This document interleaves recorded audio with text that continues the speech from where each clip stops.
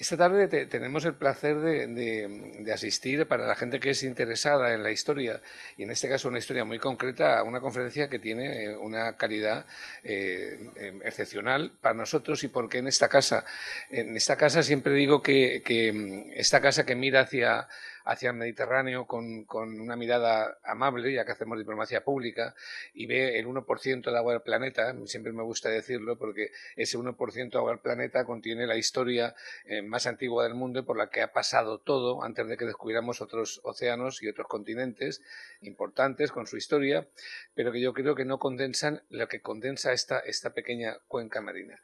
En el caso de los Balcanes, que para nosotros también forman parte de esta casa y tenemos una relación con ellos, y de hecho el año que viene queremos tener algunas reuniones importantes aprovechando la presidencia española de la Unión Europea, en la relación de todo lo que es la cuenca mediterránea.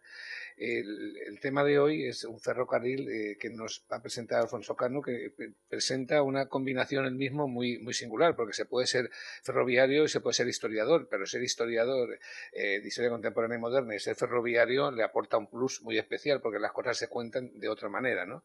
Y sobre todo se podría ser ferroviario y explicar cualquier infraestructura ferroviaria, pero explicar este ferrocarril que viene a demostrar que se parece al agua, al recorrer del agua, que va buscando el mar. El agua siempre busca el mar a través de los ríos hasta que al final llega, pero el ser humano también busca el mar cuando hace infraestructuras o hace grandes carreteras que intentan aproximarse a la costa, o en este caso intenta un ferrocarril en un trozo de terreno, no de grandes dimensiones, pero sí de una singularidad especial por sus cordilleras y por sus ríos y por la singularidad orográfica que tiene, que intenta que baje al mar. Pero hasta que eso pasan 2 guerras mundiales, una guerra de desintegración de una república, se producen todo tipo de acontecimientos, incluso ese propio ferrocarril de la única estación que tiene en Bosnia es testigo de un asesinato todavía no resuelto, de la propia consecuencia de la guerra y de las barbaridades humanas, y con ese poco espacio reúne, pues creo que son 500 túneles y 300 puentes, si no falla la memoria, o al revés, no sé si lo estoy diciendo bien, pero bueno, lo que quiero decir es que es de una singularidad muy especial. Y al final viene a concluir la necesidad de hacer un recorrido que, atravesando valles, ríos, montañas y siguiendo muchas veces el dibujo que los ríos han hecho, llegue al mar. Y llega a ese Mediterráneo por el que pasa toda la historia del mundo en un tiempo, porque quiere formar parte de esa historia, a pesar de que ya estaba el resto del mundo descubierto, pero era importante cualquier salida al mar. Eso es un poco lo que nos va a contar un poco Alfonso hoy, y yo tenía mucho interés en estar hoy con ustedes porque me interesa mucho esa parte del mundo, por la singularidad histórica que tiene, porque forma parte de Casa Mediterráneo, y también el tema que nos abarca el ferrocarril, porque el ferrocarril, yo que he sido siempre enamorado de viajar en ferrocarril siempre que he podido. De hecho, la única novela que he escrito la empecé a escribir una avería, un tren de 4 horas en un antiguo Talgo. Me parece que en la lucha que también llevamos contra el cambio climático, contra el calentamiento global, el ferrocarril es algo en lo que tenemos que pensar, porque es hasta que no se demuestre lo contrario el método de viaje menos contaminante. Y en un país como nuestro, tan regular en su estructura y a veces tan radial, si las líneas de ferrocarril fueran lo abundantes y necesarias que se requieren, pues ahorraríamos mucha parte de los vuelos que todavía se están usando. Pero bueno, no he venido a hablar de eso. Sencillamente quería dar la bienvenida a Alfonso, que para nosotros es un placer tenerle aquí, y dejarle en las manos de José Daniel Hernández, que hará la presentación de nuestro ponente de hoy. Por tanto, bienvenidos, muchas gracias y a disposición de ustedes.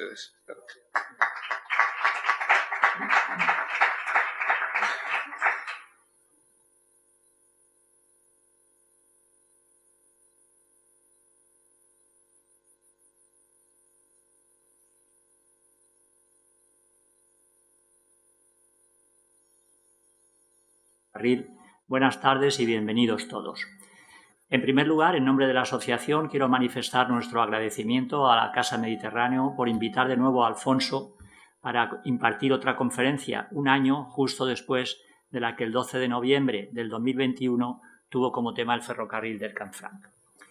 Con gran satisfacción y una pizca de envidia, tengo el honor de presentar a Alfonso. Ha tenido la fortuna de aunar su profesión y su afición. Los amantes del ferrocarril, que como yo hemos tenido vidas laborales alejadas a la de los caminos de hierro, siempre miramos con admiración y sana envidia a las personas que, como tú, como él, han disfrutado de esta coincidencia. Nacido en la Estación Internacional de Canfranc, licenciado en Historia Contemporánea por la Universidad de Zaragoza y ferroviario de tercera generación. Trabaja como técnico de comunicación y vigilancia tecnológica en la Subdirección de Innovación de Adif en Zaragoza, tras toda una vida laboral en Renfe y el gestor de infraestructuras ferroviarias, en distintos puestos y lugares, en el Archivo Histórico Ferroviario y en los museos de Ferrocarril de Madrid y Vilanova. Autor de varios libros, entre ellos El Canfranc, Historia de un tren de leyenda, y Welcome to Hell, crónica, antecedentes y reflexiones en perspectiva acerca de la guerra y la masacre en Bosnia-Herzegovina. Coautor de otras obras como el cuaderno didáctico del Museo del Ferrocarril de Vilanova. Actualmente preparando los libros de viajes Las más bellas estaciones de Europa y de España, Aragón desde el tren, Los últimos coches de Renfe, entre otros proyectos. Autor del blog de viajes Viajando en tren, colaborador y conferenciante en diferentes foros y medios escritos y audiovisuales. Autor de cerca de 300 artículos publicados en diversos medios escritos, principalmente sobre temas relacionados con el ferrocarril y también con la ex Yugoslavia, en particular Bosnia. Hoy ha venido hasta Alicante para hablarnos de una línea ferroviaria cuya longitud, 455 kilómetros, es bastante similar a la del Madrid-Alicante, para que nos hagamos una idea. Sin embargo, ahí se acaban las semejanzas. Fijaos que el primer tramo, como nos dirá ahora Alfonso, se inauguró un siglo después del Madrid-Alicante. De Belgrado a Bar hay multitud de túneles, puentes, altas montañas, curvas, y este recorrido tiene unas singulares características que lo convierten en uno de los más afamados del mundo, no solamente para nosotros aficionados, sino para el viajero común, que quiere contemplar cómo desfila un cambiante paisaje desde la ventanilla de un tren sin prisas. Es verdad que este ferrocarril no tiene un apodo tan sexy como puede tener el Royal Scotsman, el Rocky Mountaineer o el Venice Simplon Orient Express, pero de seguro que ofrece tanto o más atractivo que cualquiera de ellos. Conduce por parajes surcados por griegos e ilirios y también por imperios como el romano, el bizantino, el otomano y el austrohúngaro. Alfonso nos irá desgranando esta noche sus experiencias personales en los viajes que ha hecho por esa ruta desde hace unos 8 años. Y lo hará con un enfoque global, no solamente hablará del ferrocarril, aunque sea este el argumento principal y el hilo conductor de la conferencia, sino que también abordará otros aspectos importantes como la historia, el paisaje, la geografía y el turismo. Alfonso ha titulado su conferencia El ferrocarril de los sueños. La mayoría de los viajes son la plasmación de un sueño, persiguen alcanzar una meta. Este año 2022, el oficial de la Asociación de Amigos del Ferrocarril de Alicante fue en julio a Canfranc, y allí llegamos a bordo del emblemático tren azul de la Asociación Zaragozana. Fuiste tú, Alfonso, precisamente quien despertaste entre nosotros en tu conferencia del año pasado el deseo de ir hasta allí. Alfonso, estoy convencido de que hoy con tu charla volverás a ilusionarnos para que en un futuro cercano, quién sabe si el año que viene, podamos vivir en primera persona la experiencia de realizar ese recorrido de Belgrado hasta el mar, montados en tren. Alfonso, es tu turno.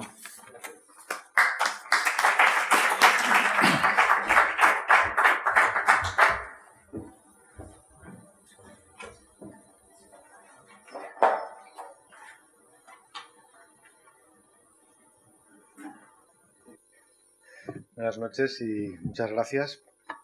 Gracias a Casa Mediterráneo por la acogida, como siempre, como hace un año más o menos. Venir a Alicante siempre es un placer en general. Es una ciudad que por distintos motivos también siento un poco mía. Y aparte de eso, porque siempre me he encontrado como en casa. El año pasado, hablando de un ferrocarril tan especial como Canfranc, que es mi casa, tuve la suerte de nacer en una estación semejante como la de Canfranc, lo cual pues llevo como con un orgullo importante, como es lógico. Gracias también a José Daniel y a la Asociación de Amigos del Ferrocarril de Alicante por su acogida siempre amable y cariñosa.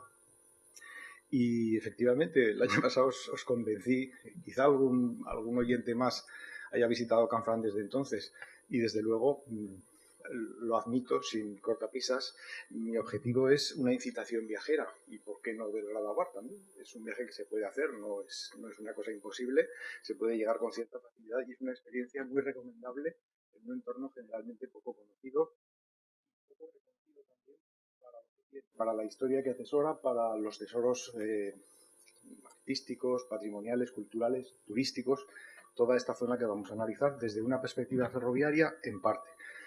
quiero que el ferrocarril sea el hilo conductor de esta conferencia, tomándolo como referencia para lo que se puede ver desde este ferrocarril en un recorrido, como dices, muy similar al que hay de Madrid a Alicante, pero de unas condiciones muy diferentes. En la antigua Serbia,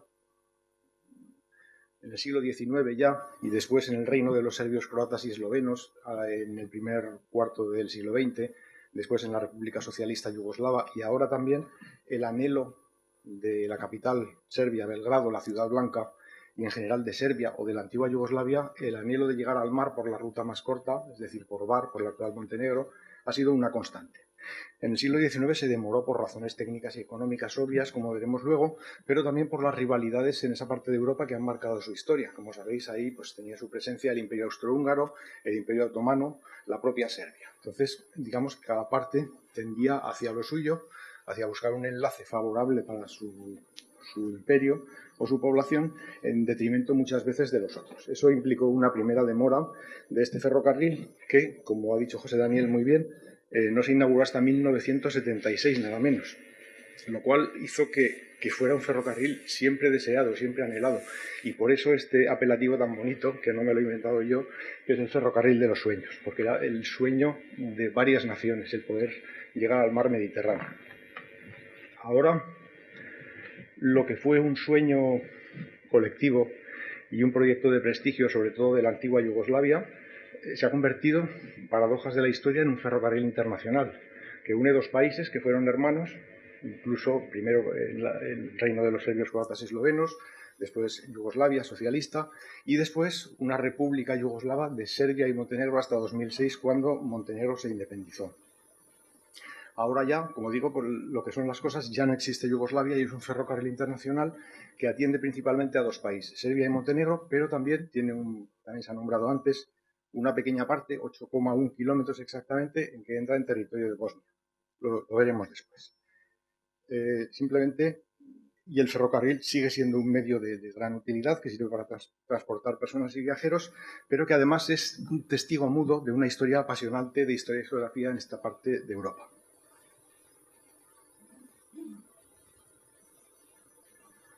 Primero, obviamente, tenemos que situar un poco dónde está este ferrocarril. Este mapa, quizá alguno de los más ferroviarios de la casa, quizá hasta lo reconozca. Es un mapa que se entregaba con el Interrail, que alguno seguramente habrá usado en algún momento en los años 80. Pero fijaros que hay importantes cambios respecto a ahora. Hay países que ya no existen, la Unión Soviética, Checoslovaquia unida, ahora son dos países, y sobre todo Yugoslavia. Aquí, junto al mar Adriático, una parte importante del mar Mediterráneo, y que ahora, desde 1991, empezó la disgregación y la ruptura brutal en la antigua Yugoslavia, pues la componen 6 o 7 países, según se mire, que están aquí. De norte a sur, Eslovenia, Croacia, Bosnia-Herzegovina, Montenegro, Serbia, con las dos provincias, Kosovo, Voivodina y Macedonia. Focalizándonos un poco más dentro del entorno que recorre el ferrocarril, aquí tenemos las dos repúblicas que recorre, quitando ese breve paréntesis del paso por Bosnia. Serbia, empezando en Belgrado, la capital, continuando cerca de la frontera, entrando en Montenegro y acabando en la capital, Podgorica, la antigua Titogrado, y el puerto mediterráneo, Bar. Este es el recorrido, los 455 kilómetros que hace. Vistos desde una perspectiva un poquito más amplia, también está este mapa, Belgrado y lo que recorre. Bueno, no está en una escala muy precisa, pero creo que sirve. Y este es un mapa de la inauguración del ferrocarril en 1976, que luego lo iremos viendo un poco por tramos, pero bueno, por que tengáis una idea en la cabeza de lo que recorre. Empieza en Belgrado, a 50 metros sobre el nivel del mar aproximadamente, y llega a Bar al nivel del mar. Pero, de medio, hay una historia increíble de progresos humanos, de ingeniería, de audacia increíble y de tenacidad de muchas personas durante mucho tiempo. Entre medio Hay un punto máximo a 1032 metros sobre el nivel del mar, muy cerca de la capital montenegrina, de Podgorica, y ese quizás sirva para entender un poco el desafío que supone. Naturalmente, las cifras aquí son importantes, como ha nombrado, no Andrés ha nombrado antes. Sí, es que son difíciles hasta casi de imaginar. La línea tiene 254 túneles que suman un total de 114 kilómetros. Fijaros que es como si, no sé, como si de Madrid a Albacete, en esta línea de Madrid a Alicante, fuera todo en túnel, ¿no? Es una barbaridad. Y 435 puentes y viaductos, que suman 15 kilómetros. De estos hay varios muy largos.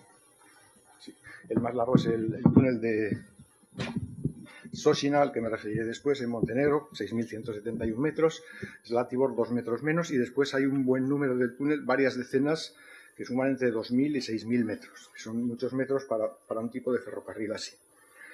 Por otra parte, de esta línea también se puede decir que es la última gran línea construida con parámetros convencionales, es decir, excluyendo las líneas de alta velocidad, que se ha construido en Europa. La más importante y costosa de la antigua Yugoslavia y probablemente de los Balcanes. La parte más importante, aproximadamente unos 287 kilómetros, están en Serbia, unos 168 en Montenegro, además de los 8 que he citado en Bosnia. La construcción empezó de una manera más o menos formal justo antes de empezar la Segunda Guerra Mundial. Entre 1939 y 1940 empezó en los tramos más fáciles a partir de Belgrado, pero a causa de la Primera Guerra Mundial, que fue especialmente brutal en la antigua Yugoslavia por parte de la ocupación nazi, pues se suspendieron las obras, naturalmente, y no se volvieron a retomar hasta los años 50, cuando volvió un nuevo proyecto, de esa gran obra nacional que uniera Belgrado y Serbia con el Mediterráneo. Así se fueron inaugurando penosamente distintos tramos, primero los más fáciles en el año 58, en el 68, en el 72, hasta acabar finalmente en el 76 con los tramos más complejos en la parte central, y desde Ušiće, anteriormente llamado Titovo Ušiće, en honor a Tito, desde el 91 solo Ušiće, igual que me he referido antes a Tito Grado, que ahora es Podgorica, y Priboj, que está aquí, que es la parte más difícil de este ferrocarril.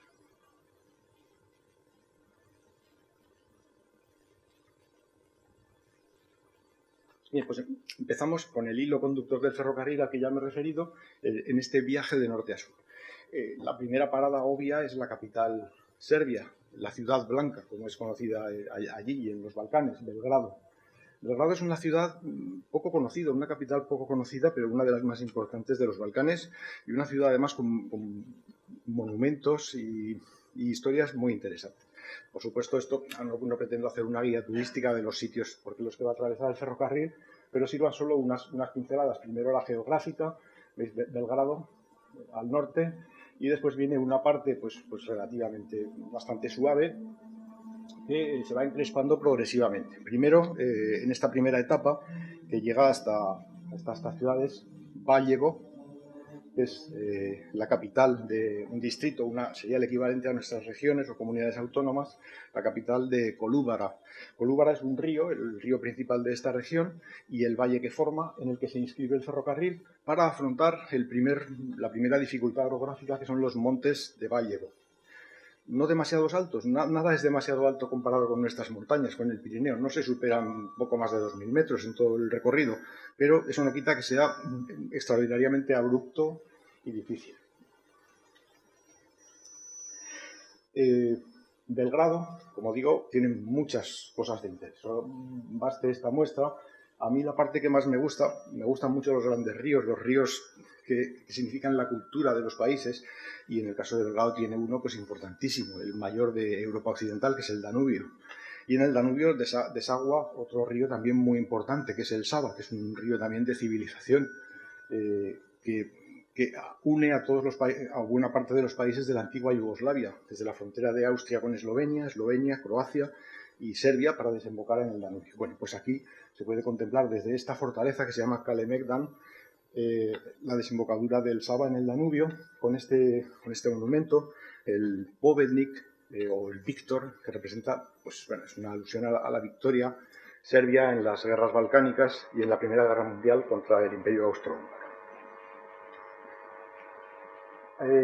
Abajo a la derecha, bueno, otro de los monumentos es la Asamblea Nacional Serbia, en la plaza Nikola Pasic, que fue el primer ministro de la República de los Serbios, Croatas y Eslovenos, y a la izquierda un sitio que para mí tiene mucho misterio y que evoca, obviamente, a toda esta época de la Guerra Fría, los espías y todos estos movimientos. Es el Hotel Moscú, que está en la plaza Terasiye Chesma, en Belgrado, y con esta apariencia también algo romántica. Era el hotel de reunión habitual de espías en la época de la Guerra Fría, de intercambio de información valiosa entre los países del bloque socialista. Ya sabéis que Yugoslavia siempre se mantuvo un poco al margen por Tito, y también del famoso en su momento movimiento de los no alineados, que encabezaban pues Nehru por Egipto, por la India, Nasser por Egipto y Tito por la antigua Yugoslavia. Sí. Vale.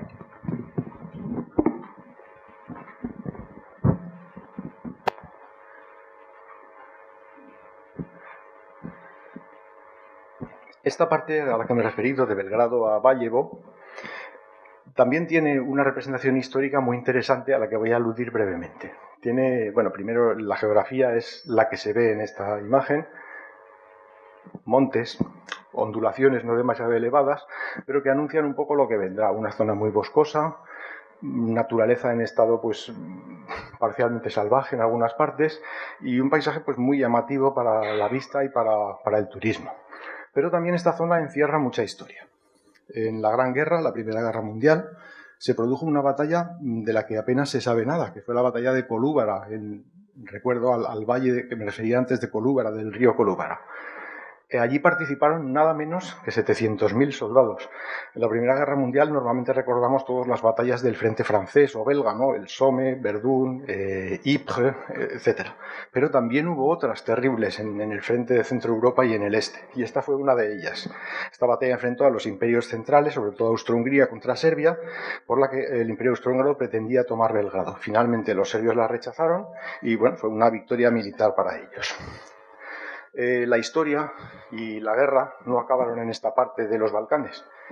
En la Segunda Guerra Mundial hubo otro episodio bastante notable, menos conocido. Todo el mundo sí que conoce la acción de los partisanos en toda la ex Yugoslavia. Seguramente algunos de los que sean más mayores hasta recordará la película aquella de la batalla del río Neretva o de otras gestas históricas y bélicas, sobre todo en Bosnia. Pero también en Serbia, en torno a la ciudad de Ušice, antiguamente Titovo Ušice, a la que decía, pues incluso los partisanos llegaron a constituir una república partisana. Esta, Ušićka República. La República de Ušice, dirigida por los partisanos y que durante un tiempo, aproximadamente un año, pues puso en jaque a las tropas nazis, que tuvieron que dedicar mucho esfuerzo y abundante sangre también a acabar con esta rebelión. Finalmente, en 1942, capturaron a Stjepan Filipović, el alias, como el de Tito, Stjevo, pues fue ahorcado en Valjevo y adoptó, pues justo antes de morir, pues adoptó esta pose, que por cierto se conserva en muchos sitios, pues como un grito de libertad y de resistencia frente a la opresión nazi. Creo que está en alguna sala de las Naciones Unidas, en Nueva York incluso. Y ahora mismo en la ciudad de Valjevo pues se construyó una escultura que recuerda este momento muchos años después.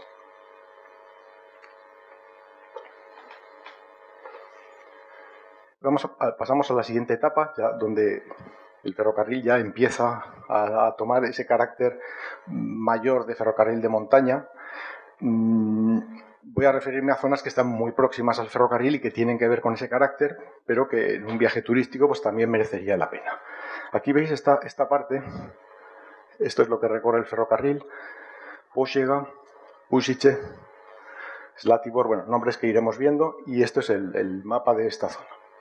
En este triángulo, en la frontera con Bosnia, pues se sitúan varios de los lugares turísticos más importantes de Serbia.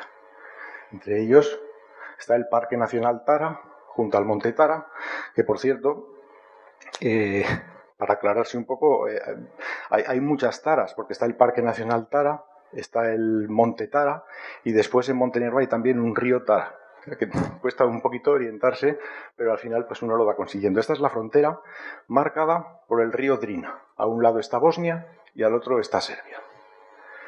Y esta parte, esta frontera, es una frontera histórica tradicional de la máxima importancia porque ha marcado a lo largo de la historia un punto fronterizo natural y de importancia capital en el mundo. Fue límite entre el Imperio Romano de Occidente y el de Oriente, entre Roma y Bizancio. Ha sido límite entre la cristiandad y el Islam, entre Oriente y Occidente en general, y también entre el Imperio Austrohúngaro y Serbia, ahora entre Serbia y Bosnia. Quiero decir que ha sido un río que también pues, conserva y nos describe la historia. Aquí uno de los más bellos paisajes de Bosnia y de Serbia es el cañón del río Drina, precisamente, que es uno de los más grandes del mundo y un atractivo turístico de primer orden. Y en Visegrad, que nos separemos un poco, habrá unos 20 kilómetros al ferrocarril, pero bueno, es algo que se puede hacer desde ahí. Hay una ciudad muy importante, una ciudad que está en Bosnia y Herzegovina, bueno, mejor dicho, en la República Srpska, que es una de las dos partes en las que Bosnia y Herzegovina está dividida desde el año 95 tras la guerra. Y allí hay un monumento de importancia capital que es bueno, primero, este puente. A lo mejor a alguien le suena la novela Un puente sobre el Drina, de Ivo Andrić. Ivo Andrić, nacido en Bosnia, pero considerado yugoslavo a sí mismo, se consideraba yugoslavo, pan-yugoslavista, y escribió esa novela que precisamente recuerda ese carácter fronterizo de la zona al que me he referido. Ese puente fue construido por el visir, no recordará el nombre, sí, es el puente de Mehmed Pasha Sokolovic, fue construido aproximadamente en el siglo XVII por un dignatario otomano. Y es el puente que unía, entonces cuando había muchos menos puentes, pues era el único puente en muchos kilómetros que unía esas dos partes del mundo, Occidente y Oriente, por simplificar. Y ese puente es precisamente el origen y el marco, el escenario en que se desarrolla la novela inmortal de Ivo Andrić, que es este señor de la estatua, en la ciudad actualmente bosnia de Visegrad.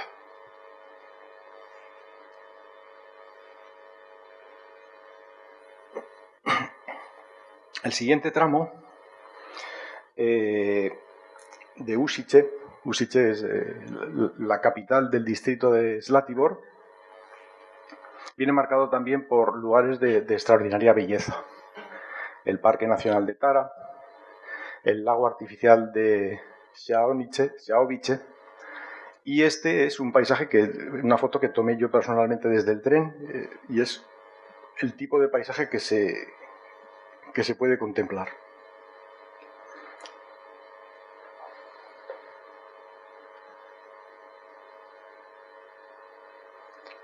El siguiente tramo también es un tramo muy singular. Junto al anterior Parque Nacional y al monte Zlatibor se encuentra el pueblo de Mokra-Gora. No sé si alguno, bueno, esto está en cirílico, pero aquí pone Mokra-Gora, y es una estación. Mokra-Gora significa montaña húmeda, y allí se encuentra un lugar que es el complejo Sarganska Osmica, que significa el 8 de Sargan. Ahora explicaré por qué. Esta pequeña localidad, Mokra-Gora, forma el Parque Natural de Sargan-Mokra-Gora. Es una zona de paso también ancestral, un lugar balneario, y sobre todo tiene una importancia ferroviaria muy importante, trascendente, porque antes de existir el ferrocarril de los sueños, la manera de ir de Sarajevo a Belgrado, o incluso de Belgrado a Dubrovnik, en la costa adriática también, pero por Croacia con un gran rodeo, existía un trenecito de vía estrecha construido por el Imperio Austrohúngaro, de unas dimensiones que de verdad asustan para semejantes recorridos. Un ancho de vía de 0,76. 0,76 es pues una cosa así. Es muy poco. Y claro, un recorrido de Sarajevo a Belgrado pues podían ser 12 horas en esos trenecitos que llegaron a tener, pues, bueno, normalmente locomotoras de vapor, pero tenían primera, segunda, tercera clase, incluso bar. Y esa era la manera de ir. Y iba por esta parte, por esa ciudad que he nombrado antes, Visegrad, la del puente, y era una línea pues extraordinariamente intrincada, mucho más que el ferrocarril de los sueños, también porque la vía estrecha, a cambio de ser más lenta, poder transportar menos peso, pues admite pues radios de curva menores, rampas mayores también, en fin, se puede adaptar mejor al terreno y es más barata en cuanto a explotación y mantenimiento. Bueno, pues a principios de milenio, con muy buen criterio, los ferrocarriles de Serbia decidieron preservar y poner en marcha primero un pequeño tramo de casi 16 kilómetros en torno a Mokra-Gora, que se hace con material histórico preservado, exactamente con estos que veis aquí, con estas locomotoras de fabricación austríaca, tan pintorescas, y también más adelante con automotores diésel incluso. Y esta parte que veis aquí, fijaros que el tren sale por este nivel, pero ha pasado por este, y por otro más abajo que no se ve. Y por eso se llama Sarganska Osmica, el 8 de Sargan, porque describe una especie de 8, bueno, más que un 8. Este es el trazado de la línea. Fijaros el ferrocarril cómo va. ¿Veis?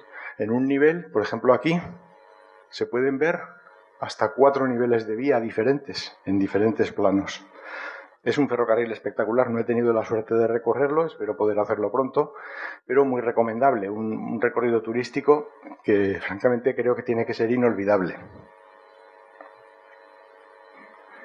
Y en esta zona, por cierto, sí, no he dicho que este ferrocarril del Imperio Austrohúngaro era la línea del Ostbahn, del ferrocarril del Este,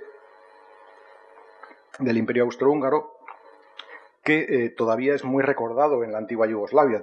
Hasta tenía un nombre muy cariñoso que es el Chiro, que es una manera cariñosa que tenían de referirse al tren, y que sigue siendo muy querido y que está funcionando muy bien turísticamente. Incluso han hecho ya una ampliación hasta la ciudad bosnia de Visegrad, que entrará en servicio yo creo que pronto, y se pretende también que llegue a la ciudad de Usice para empalmar con el ferrocarril Belgrado-Bar. Muy cerquita de Mokra-Gora, en los montes de Zlatibor, que se ven arriba, este tipo de paisaje parecido al de los montes de Valjevo, un poquito más encrespado. Esta es otra toma desde el tren. Hay un poblado que a lo mejor también a alguno le suena. Supongo que conocéis al cineasta Emir Kusturica, que ha hecho varias películas. Una sobre todo, que era La vida es un milagro, que se rodó en 2004 y para la que construyó un poblado étnico. ¿Qué es esto? Llamado Derbengrad o Mechavnik o Bustendorf en alemán también. Es un poblado pues, que recoge el tipo de arquitectura y el tipo de viviendas y de oficios tradicionales de la zona y lo recrea en una especie de parque temático etnográfico que originalmente, como digo, fue construido para esa película, pero que se ha conservado y ahora es un atractivo turístico importante en la zona. El siguiente tramo sigue siendo la parte más encrespada. Ahora me referiré al paso por Bosnia. Es el tramo en el que el ferrocarril deja Serbia para ingresar en Montenegro. Inicialmente ceñido a un río que es el río Uvac, después se ciñe al río Lim. Y es una zona también muy característica y muy especial. Tiene numerosos pasos, fuentes, balnearios y sobre todo monasterios ortodoxos. Este es uno de ellos, de Mileševo, del siglo XIII, que está muy cerquita de la ciudad de Prijepolje, que es la última gran ciudad de Serbia antes de entrar en Montenegro. Y otro también muy curioso, que es este monasterio de Brnica, que como veis está en la misma estación con el mismo nombre. Entonces es curioso porque aquí durante un tiempo era el paso fronterizo, la revisión de pasaportes, y entonces pues pude bajar del tren y acercarme un poco al ver ese monasterio, a lo que me ayudó, por cierto, el pasaporte español, que es muy valorado por ahí. Normalmente cuando ven que eres español, pues aumentan las facilidades. Y normalmente también se suele hablar de fútbol, que suele ayudar en estos contextos. Uno puede meter la pata, porque si a lo mejor el guardia fronterizo es del Barcelona y tú eres del Madrid, pues bueno, puede haber un pequeño problemilla, pero no es lo más importante, desde luego. Y aquí también he puesto una de las obras importantes. Esto es en el tramo a punto de ingresar en Bosnia. ¿Verdad? Aquí. Justo antes de abrirse el ferrocarril en 1976, un viaducto que empalma con uno de los túneles más largos y que fue el último en abrirse, el túnel de Mili.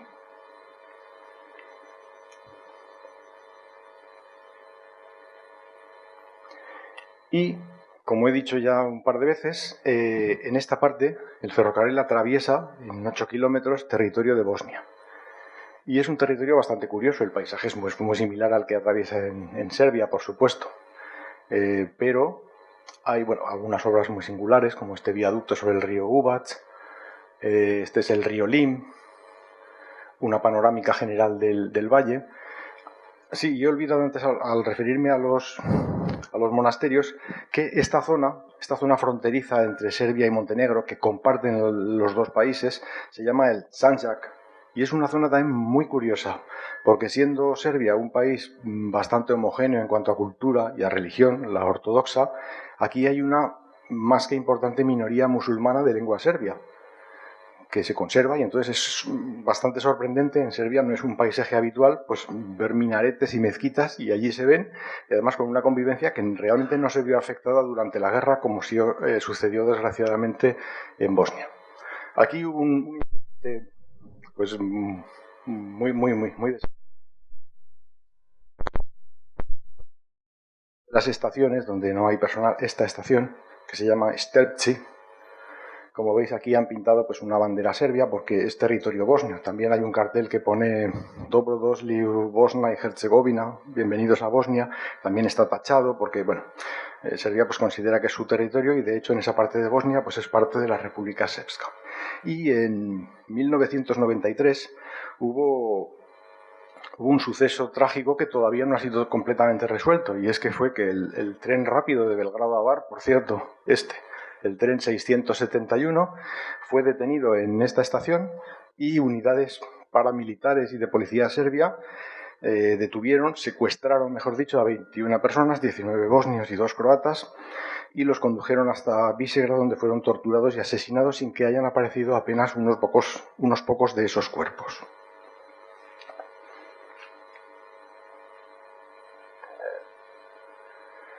Y ya, siguiendo el curso del Valle Lim, la línea ferroviaria, el ferrocarril de los sueños, se adentra en Montenegro, que es la parte más escarpada de la línea, donde se llega a los 2100 metros, que son las alturas máximas de las sierras que lo acompañan, con obras de infraestructura verdaderamente espectaculares, de las que he puesto una muestra.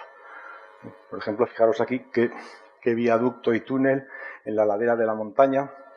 Aquí lo mismo, algo muy parecido. Este es el cañón del río Tara. Antes me refería al Parque Nacional y al macizo Tara, pues también hay un río Tara que viene desde Bosnia, atraviesa brevemente Serbia y acaba sobre todo en Montenegro. Ahí el ferrocarril se ciñe al valle en unos paisajes de vértigo y espectaculares, de los más espectaculares de toda la línea.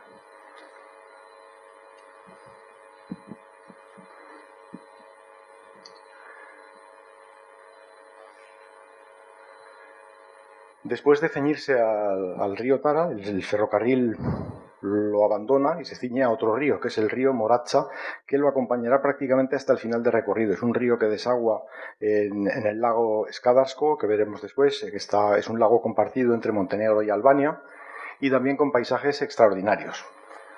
Aquí veremos una parte de ellos, el río Moracha ya muy abajo, muy cerca de Podgorica. Como veis, ya la altura ha descendido mucho. Esto es la catedral ortodoxa de Podgorica, y esto, aquí está el mapa, veis, este es Bielopolje, es la primera ciudad importante en Montenegro. El ferrocarril por aquí va ascendiendo, ceñido al río Tara, hasta Kolashin, y aquí se ciñe al río Moracha y da un rodeo de unos 10 kilómetros al que me referiré ahora, y en el que se encuentra la obra simbólica, el símbolo más importante de lo que es todavía el ferrocarril de los sueños, el viaducto de Malarrijeka, al que me referiré. Pero antes voy a referirme a otro incidente pues luctuoso que hubo en enero de 2006, que fue un accidente terrible muy cerca de Podgorica, en este pueblecito que se llama Bioche, y un tren, una unidad eléctrica, conocida como Gorbachev, por cierto, una curiosidad, porque las fabricaban unos talleres de Riga, en Letonia, y era la época de Gorbachov, entonces pues los exportaron estos trenes a muchos países de la órbita soviética, y entonces pues se les llamaba por ese nombre, porque era el dignatario soviético en aquel entonces. Y el tren no se sabe muy bien por qué, bueno, el caso es que perdió los frenos a unos 15 kilómetros del sitio donde ocurrió la tragedia. Y entonces pues pasó a toda velocidad por el viaducto, por varias estaciones, un sitio de curvas muy cerradas, con unos precipicios impresionantes, y al final, pues en un túnel se desestabilizó y la mitad del tren aproximadamente cayó por un barranco pues a más de 100 kilómetros por hora, iría seguramente, un barranco de 40 metros, y fue una verdadera tragedia en la que murieron 47 personas y hubo alrededor de 200 heridos. Todavía no están claras las circunstancias de lo que pasó. Lo cierto es que el maquinista fue encarcelado durante un tiempo, se le consideró culpable. Hay todavía una coordinadora que está funcionando que cree que hay otras responsabilidades. Bueno, no vamos a entrar demasiado en esto, pero que os suene esto. Este fue el lugar exacto del accidente. Por aquí está tomada desde el tren y por aquí fue donde cayó aproximadamente, y eso que era un lugar también de muy difícil acceso, y bueno, fue una verdadera tragedia y una conmoción nacional. Por cierto que entonces todavía estaban unidos Serbia y Montenegro, fue poco antes de la separación. Y este es el memorial que hay en Bioche, en honor a los muertos, que por cierto también, bueno, es un detalle un poco macabro quizá de lo degradada que es la condición humana a veces, y es que alguien verdaderamente desaprensivo robó las lágrimas. Y además que no son de oro ni nada así, pero cuesta pensar eso, como hay gente que un memorial por 47 personas, muchos de ellos niños, además, que volvían de campamentos o algo así, pues puede hacer cosas así. Y esta es la obra emblema. Visto así, yo sé que muchos lo veréis y diréis, pues es un viaducto. Sí, pero es un viaducto muy especial. Primero por lo que tardó en construirse, como en general el resto de la línea. Tened en cuenta que en toda esta zona es una zona kárstica, es decir, de roca calcárea, muy permeable y por tanto muy frágil y con muchas filtraciones en plenos Alpes dináricos. Y entonces construir este puente pues fue un verdadero desafío de ingeniería. La línea, no sé si me he referido antes, primero se instala en el valle del río Tara y después, para ganar altura, lo abandona y describe una especie de herradura de 10 kilómetros en la que tiene que cruzar el valle del río Malarriyeca, que es un pequeño río, apenas un riachuelo. Malarriyeca significa eso en estas lenguas serbo-croata, montenegrina, significa el pequeño río. Y entonces el ferrocarril viene...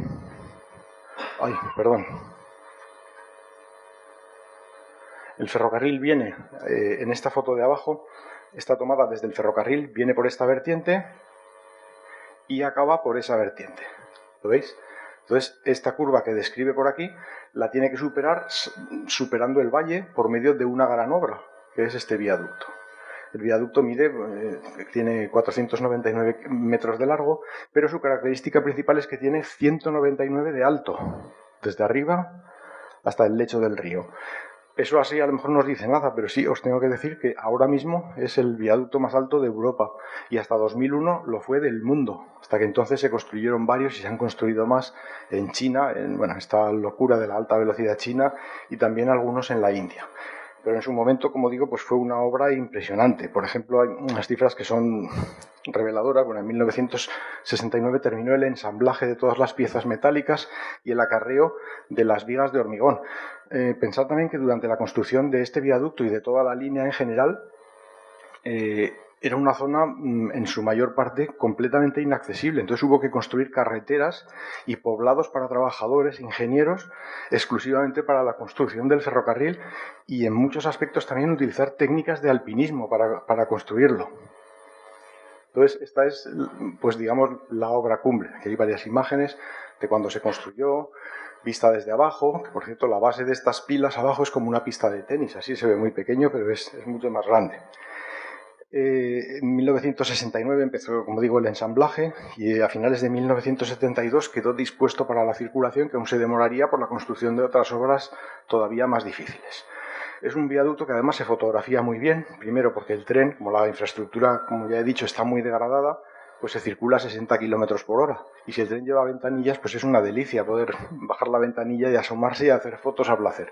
Además, cuando llega a la fachada sur, esto es el norte y esto es el sur, sigue describiendo una curva, que bueno, más o menos es lo que se ve aquí, que está salpicada de túneles no muy largos, y entonces cada túnel que se pasa pues se puede hacer una foto con una perspectiva distinta, y es una gran experiencia que la recomiendo vivamente.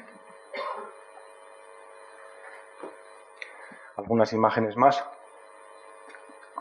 Una toma aérea del viaducto,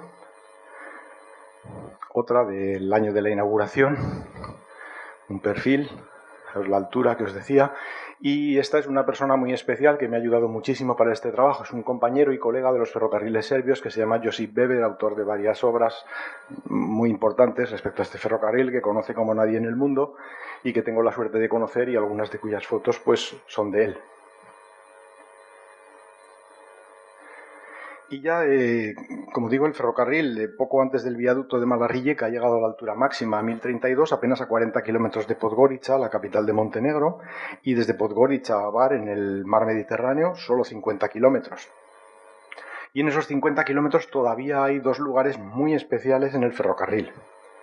Uno es este, el lago más grande de los Balcanes, un lago importante para la idea que tenemos en España del lago, que apenas tenemos este tipo, es casi lo único que no tenemos en cuanto a naturaleza, grandes lagos.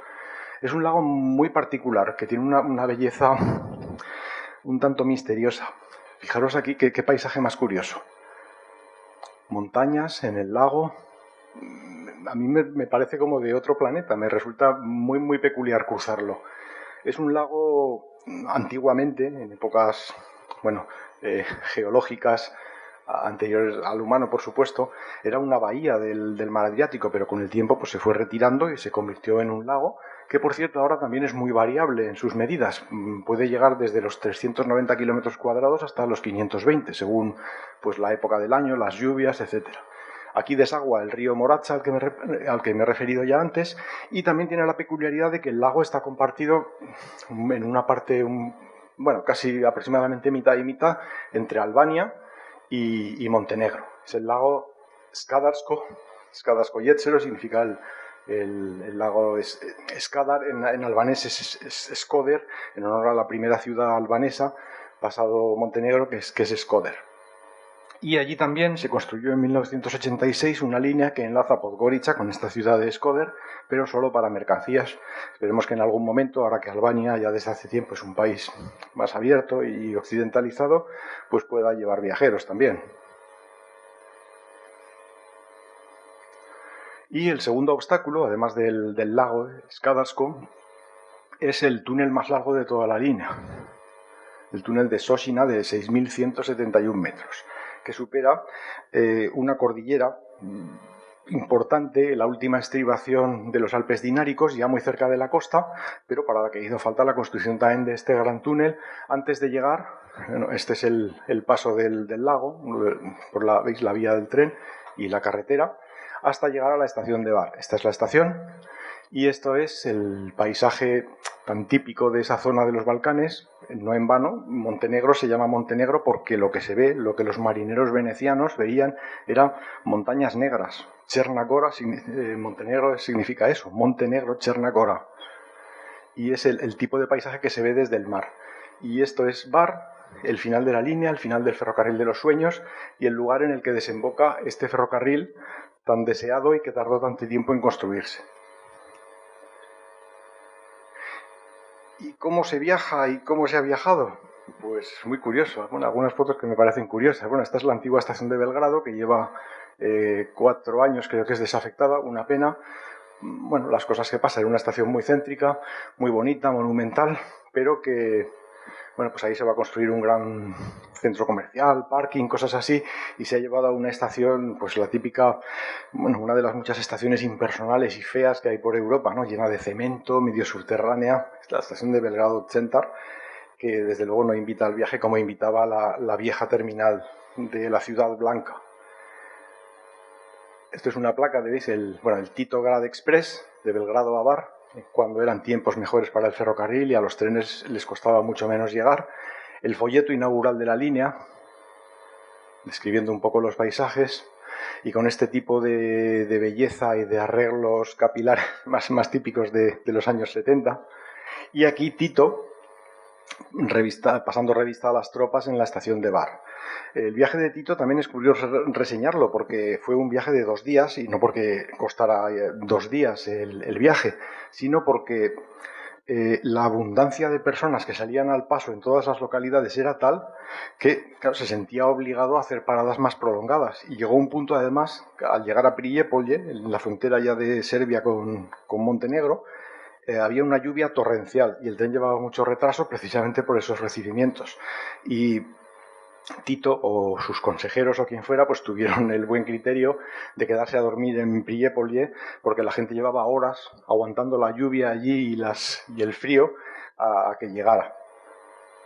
Y al día siguiente de llegar él a Bar, a bordo de este tren peculiar, luego veréis os voy a enseñar ahora una foto en color que se llama el Plavi Bost, que significa el tren azul, que era el tren especial de Tito, que todavía se conserva. Es un tren pues con camas, salones, restaurante, que era el tren para las grandes ocasiones y para los viajes especiales de Tito y también de otros invitados. Por ejemplo, por cierto, una muy singular que acaba de morir fue la reina de Inglaterra, Isabel.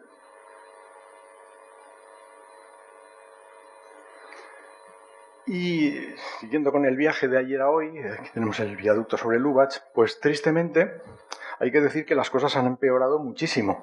El ferrocarril ha experimentado una enorme decadencia. Primero, y sobre todo, porque con la caída de la antigua Yugoslavia, en Serbia particularmente, pues el dinero se dedicó sobre todo a la guerra y el ferrocarril, como saben sobre todo los más aficionados al ferrocarril, es muy sensible al mantenimiento. No se puede no mantener, porque si no se mantiene, pues por donde se va a 100, se acaba yendo a 80 y después a 50 y después a 30, lo que sea. Entonces ha tenido una falta de mantenimiento y de dinero crónico y las prestaciones del tren han ido empeorando, también por otras circunstancias como por ejemplo el añadir paradas fronterizas. Antes era Yugoslavia, no había fronteras entre medio, pero ahora Serbia y Montenegro son 2 países diferentes. Y en estos países que proceden del comunismo, pues si alguno ha estado en países del este ya sabe que una costumbre muy extendida es que el aduanero o el policía, bueno, no puede dejar de sospechar de cualquiera, ¿no? Y las revisiones son muy exhaustivas y no es fácil. Entonces hay largas paradas fronterizas, cambios de locomotoras que antes eran innecesarios, pero claro, ahora cada administración dice, no, esto es lo mío llega hasta donde llega lo mío y vale. Y entonces pues el viaje se ha ido degradando hasta unos extremos pues muy serios. De hecho, los mejores tiempos en los años, pues hasta el final de Yugoslavia, hasta principios de los años 90, pues se llegaba a ir en el tren más rápido en unas 6 horas de Belgrado a Podgorica. Ahora son 10, nada menos que 10 horas, ¿no?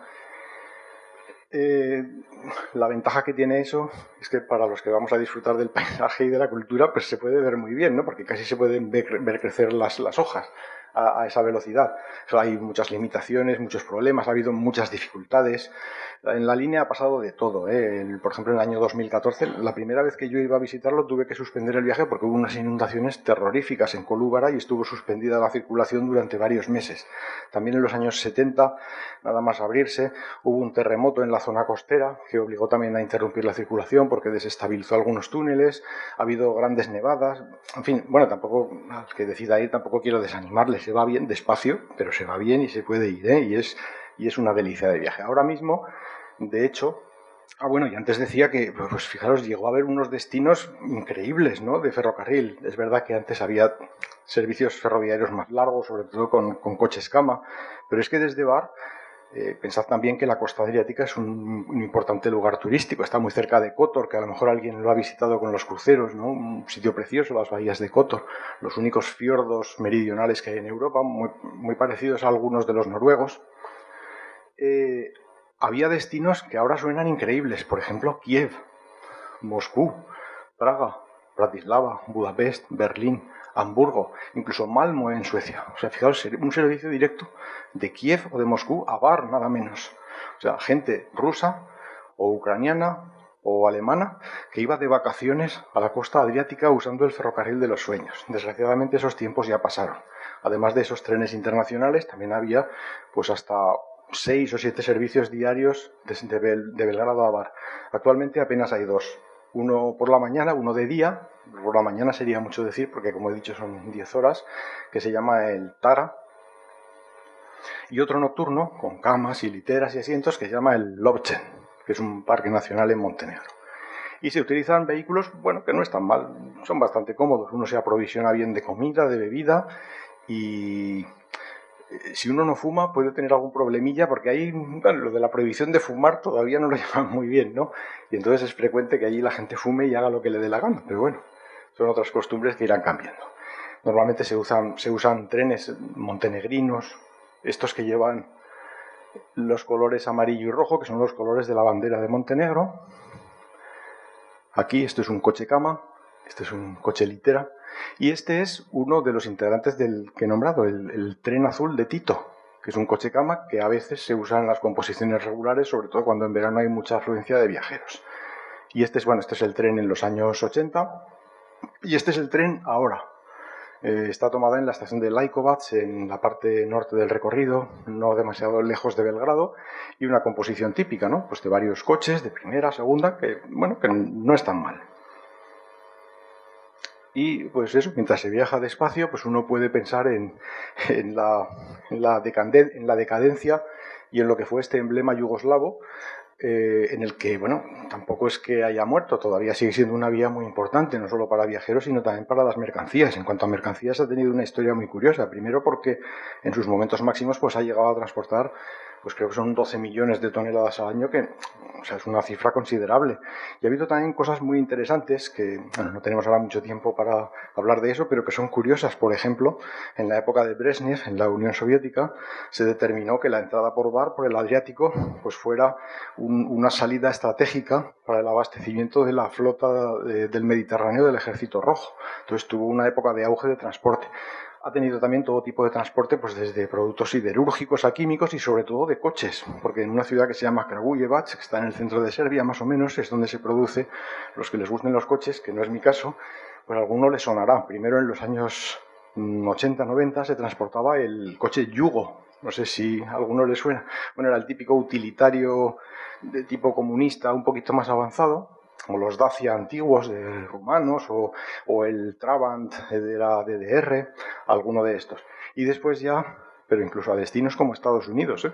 Y después se transportó ya más reciente, en el año 2012 creo que fue, creo que es el Fiat 500, no entiendo mucho de coches, pero porque aunque era Fiat, pues se fabricaba en Serbia.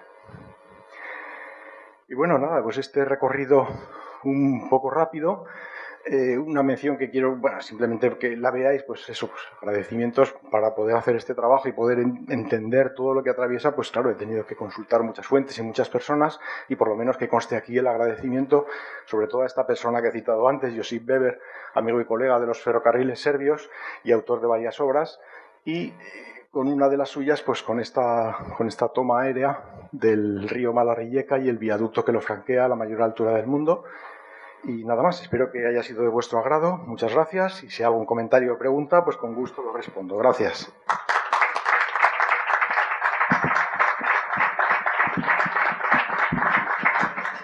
Sí que me gustaría hacer una pregunta un poquito técnica, pero bueno, que me disculpen los no aficionados. ¿Todo el ferrocarril está electrificado? Sí. ¿Doble vía o sentido? No, el ferrocarril tiene vía única. Está electrificado. El primer año de explotación, en el año 76, todavía estaba sin terminar la electrificación, que se concluyó en 1977, y hasta entonces circuló con tracción diésel, lo cual era un grave impedimento a la hora de transportar mercancías, porque claro, no es lo mismo la potencia y la capacidad de arrastre de la tracción diésel que la eléctrica. Entonces la electrificación era obligada y se electrificó. Y no, es vía eléctrica, 25.000 voltios, si a lo mejor te interesa también, y de hecho se compraron vehículos exclusivos para la utilización en esa línea, que luego se utilizaron en otras de la ex Yugoslavia, sobre todo en Serbia, Macedonia y Montenegro, que son unas locomotoras rumanas que bueno, pues se fabricaron en Rumanía y aún siguen funcionando, son las titulares de los servicios.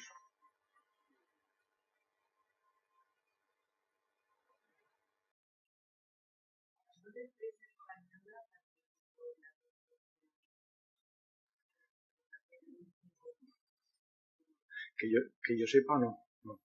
Sí es curioso, Está bien la pregunta porque sí que aunque no participara en la construcción de la línea, que por cierto sí quería, se me ha olvidado decir antes, bueno, lo he aludido más o menos, que fue una gran obra yugoslava de orgullo nacional desatado. De hecho, hubo también brigadas juveniles de construcción, brigadas de trabajadores, hubo recaudación de dinero. En épocas que se acababa el dinero, no daba más de sí, se hicieron... por ejemplo, hay una cosa bastante curiosa, cuando fue, si alguien entiende de boxeo, igual recuerda el año, se produjo el combate del siglo entre, ¿quién era? Cassius Clay, entonces creo que ya Mohamed Ali, y Joe Frazier, ¿puede ser? Bueno, pues eso debió ser en el año 70 y poco, y ahí la televisión yugoslava, pues lo que hizo fue, ideó que en los descansos de los asaltos, pues ponían un anuncio y el dinero que se obtenía de esos anuncios era para la construcción del ferrocarril. Y bueno, y luego también pues participaron los más afamados cantantes, actores, los jugadores del Partizan de Belgrado, del Estrella Roja, todos participaron en la construcción del ferrocarril como un gran empeño regional, en el que también tengo que decir que hubo bastantes rivalidades, porque claro, el ferrocarril era muy importante, sobre todo para Serbia, Montenegro, pero claro, Croacia y Eslovenia no lo veían de la misma manera, porque claro, Croacia tenía sobre todo el puerto de Rijeka y Eslovenia el de Koper. Entonces, bueno, digamos que no eran tan favorables a esa opción, pero realmente hay que reconocer que era la más razonable desde el punto de vista de la distancia y de la necesidad de alcanzar el mar. Ah, sí, y luego, perdón que me voy un poco por las ramas. Aunque no participaran empresas españolas en la construcción, que yo sepa, sí que hay bastantes vehículos españoles en la antigua Yugoslavia todavía circulando. Hay unas locomotoras diésel muy parecidas, bueno, esto los ferroviarios me entienden, a las 1900, que se les llama las espancas, son las españolas. Y luego también hay unos automotores que todavía circulan en Macedonia y en Serbia y en Croacia también, que se construyeron en la factoría Makosa de Barcelona. O sea que hay presencia. Ah, bueno, y ahora más recientemente en Bosnia hay trenes Talgo, que en virtud de un acuerdo de la comunidad internacional para la ayuda a Bosnia, pues uno de los acuerdos fue ese, contribuir a restablecer y mejorar el servicio ferroviario, y entonces España pues hizo una donación o venta a precio reducido de varias composiciones Talgo que circulan actualmente por Bosnia en un nivel sinceramente de lujo, que no acompaña nada a la calidad de la infraestructura, que es muy mala, por otra parte. Sí, sí. ¿Cuántas estaciones hay en el... Pues sí. Además, me parece que son... Espera, a ver si lo tengo por aquí en algún sitio. No me acuerdo ahora, pero creo que son pues unas 80 más o menos. Muchas... antes, cuando me has preguntado si era vía única y tal, también era una línea muy moderna en su época. También los ferroviarios me entenderán, con CTC, de origen a destino. CTC es un sistema de regulación y control de la circulación automatizada, muy moderno en esa época, y claro, necesaria para una línea que tenía mucho tráfico de mercancías y viajeros. Y sí, entonces hay muchas estaciones que atienden a poblaciones, aunque son minoría, porque hay muchísimas más que son puestos de bloqueo donde pueden cruzar los trenes, que están en lugares, pues no se me ocurrirá ninguno de Alicante. De esto es un sitio que se construyó en el siglo XIX pues para que los trenes pudieran cruzarse, pero que está lejos de cualquier rastro de civilización. Pues allí hay muchísimas de esas estaciones, ¿no? Abandonadas. ¿Qué? Sí, exactamente, sí. Conozco menos la geografía ferroviaria alicantina.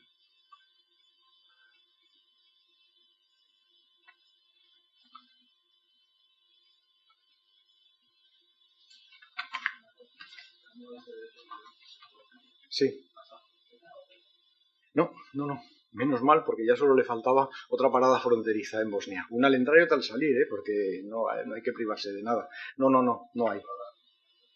Sí, esa que he sacado, Sterpci se llama. Sería un puesto de bloqueo o algo así.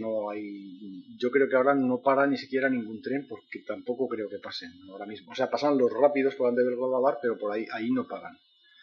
Y nada, ahí no. Claro, en su momento, pensad que eso se hizo en la época de la Yugoslavia, entonces pues no se tenía en cuenta si esto es Bosnia, si esto es Serbia, ¿no? De hecho, la República de Bosnia tampoco participó financieramente en la actividad porque digamos que no se beneficiaba en nada de ese ferrocarril.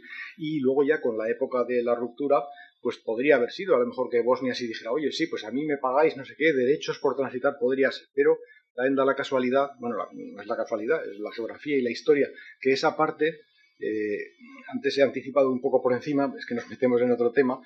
Bosnia, desde los acuerdos de Dayton en 1995, está dividida en dos entidades que son virtualmente independientes. Una es la Federación de Bosnio-Croata y otra es la República Srpska, o sea, los serbios de Bosnia. La una tiene el 51% del territorio y la segunda el 49%. Por otra parte, fijaros, esas cifras tan curiosas, 51-49, lo que reflejan es la mala conciencia de la comunidad internacional, que no intervino a tiempo y que después dijo, bueno, vale, pero con este 51-49 vamos a reconocer que vosotros erais mejores. Una decisión salomónica un poco peculiar, ¿no? Y claro, ahora pues mismo pues eso, atraviesa un territorio de la República Srpska y no se ha planteado, menos mal.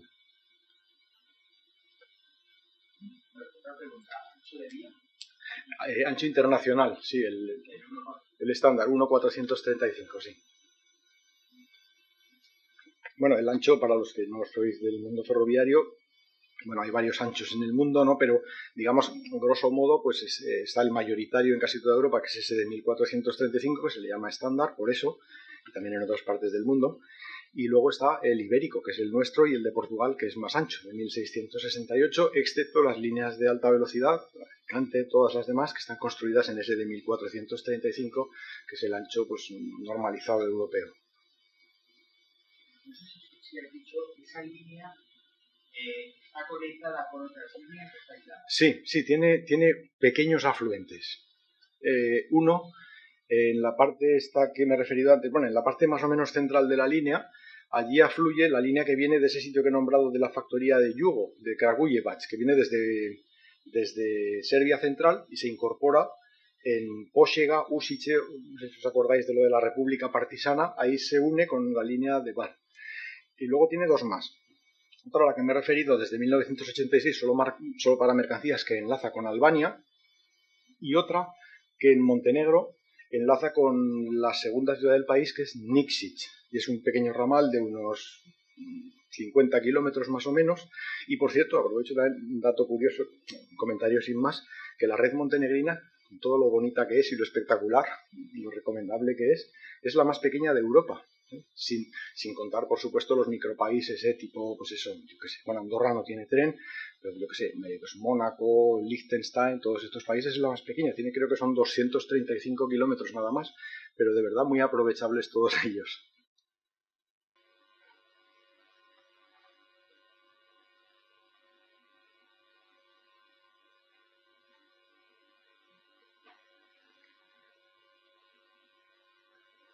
Bueno, pues nada, lo dejamos ya. Muy bien, muchas gracias.